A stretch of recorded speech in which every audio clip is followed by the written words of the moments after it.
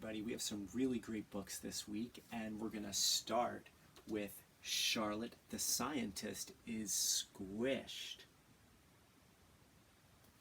by Camille Andros, illustrated by Brianne Farley.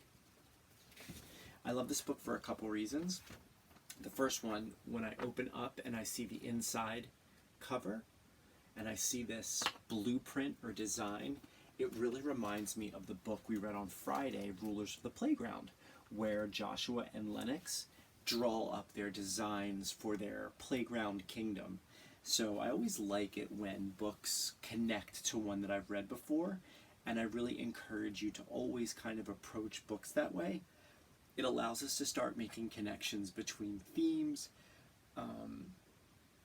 even the illustrators. We're going to see another book illustrated by Christian Robinson this week. So making those connections, that's something that readers do really well. And so when we start to do that, and it's as simple as, hey, this reminds me of something, and then figuring out what it reminds you of, that's something that great readers do.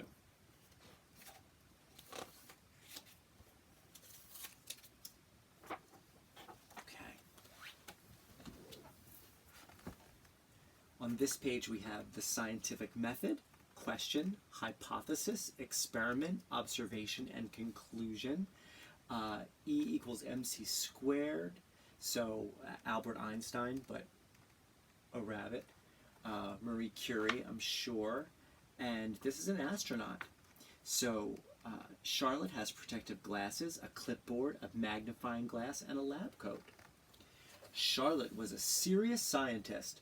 Protective glasses, a lab coat, and a magnifying glass were essential scientific equipment, plus a clipboard for important notes. Charlotte solved problems by conducting experiments that followed the scientific method. And right there is the scientific method. Question, hypothesis, experiment, observation, and conclusion. So the scientific method, I have a question that I want an answer to. A hypothesis, for those of you who don't know that word, is kind of your first best guess at an answer. So this is what I think will solve the problem, or what I think will answer the question. A hypothesis. And then we experiment to see if that answer is true, if it works. And then that's the experiment. And we observe the results of the experiment, and then we come to a conclusion. Yes, this was the solution to the problem. This was the answer to the question. And the best part of being a scientist is that sometimes the answer that you think is going to solve the problem doesn't, but you learn a whole lot in the process, and that's the beauty of the scientific method. And Charlotte had a problem. She was squished. Wow, look at all of those rabbits. And so, of course, Charlotte is really squished there in the picture. It's a lot of people in a very small space. She was squished at the table, she was squished in the tub, and sometimes she was even squished on the toilet.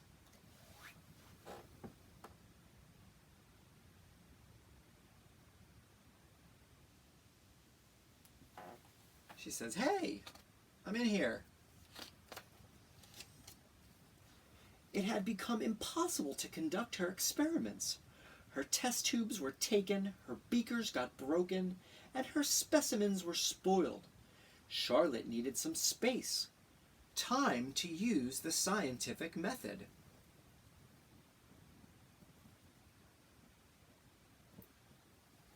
So her problem is that she's squished, and she needs to figure out a way to solve that problem.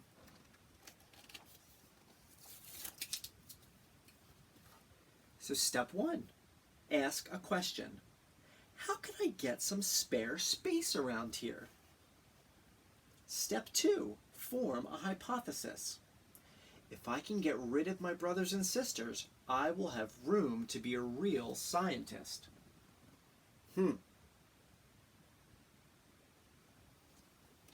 So she has a problem that she's squished, She asks a question, well, how do I get unsquished?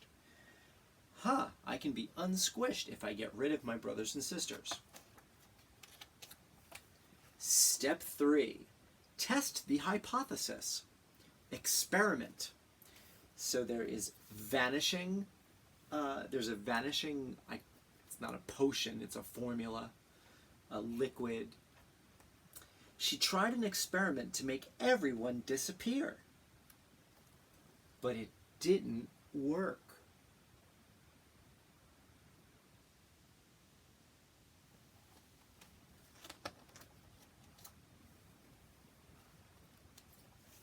Chameleons.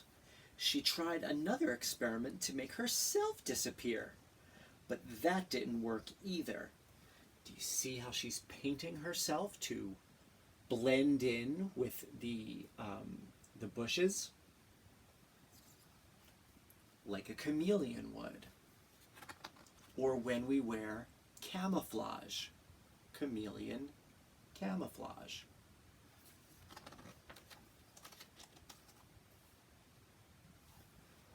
If she was going to get some space, she would have to go there. Oh, she's making a spaceship out of a carrot. A big carrot. See? Those are what the plans are.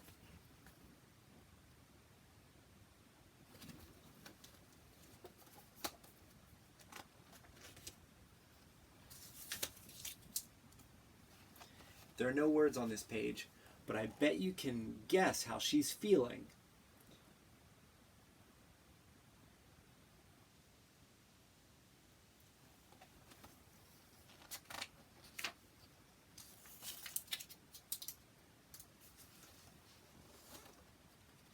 So she's made it to step 4. Make and record observations. Charlotte was no longer squished at the table. She was no longer squished in the tub, and Charlotte could take as long as she wanted on the toilet. Space was splendid.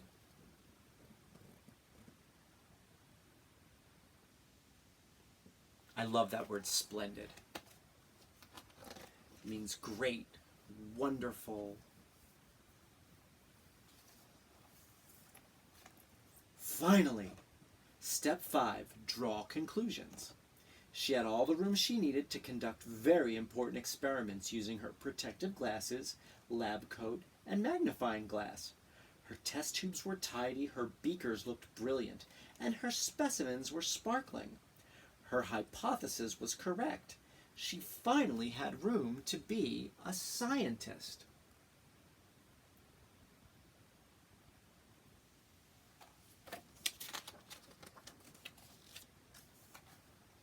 The only problem was there was no one to talk to at mealtime, no one to blow bubbles with in the tub, and what was Charlotte supposed to do when she ran out of toilet paper? Space was lonely.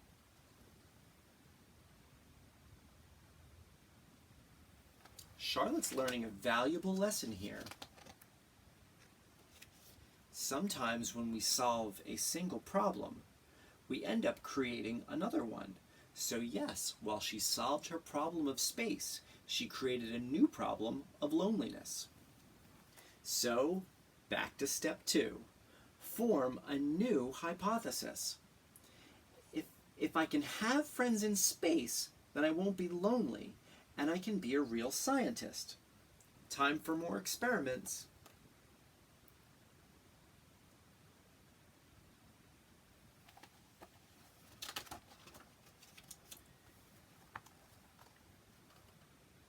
Charlotte tried chocolate, but it was too tempting. The balloons kept floating away.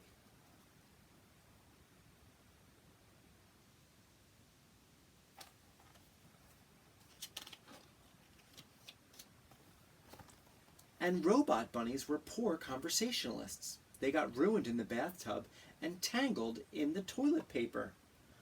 Boop! Charlotte missed her family. She even missed being squished. So she tried one last experiment. So she had already tried to make friends out of chocolate, balloons, and robots. They weren't really her friends or her family. Up, here she comes, back down to earth in her carrot.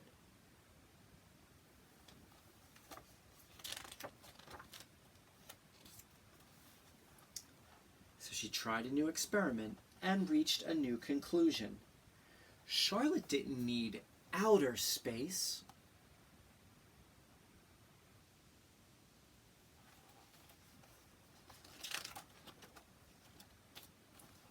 She just needed her own space.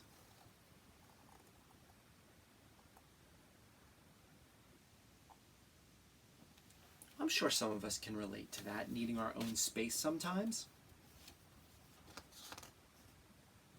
When I was your age, I have a brother and sister now, but when I was younger, living with my brother and sister, my parents, I needed space.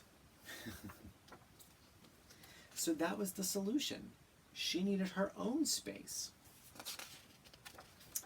Another thing that's really great about this book is at the end has this nice little section in the lab with Charlotte, and it outlines the scientific method again, and then it has this great little bit. I want to know how you are being a scientist, at home, with your friends, or in your classroom. Follow the scientific method to answer a question, then write and tell me about it. And there is an address that you can either mail a letter to or send an email to.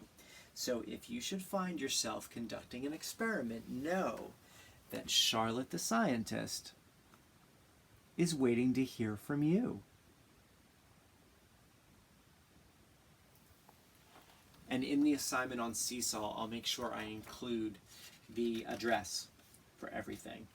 So if you're conducting some experiments during science class and you want to tell Charlotte about it, you can. Thank you. Really love this book. So neat, and I love how it ties science into it and experience we can all relate to. All right, take care.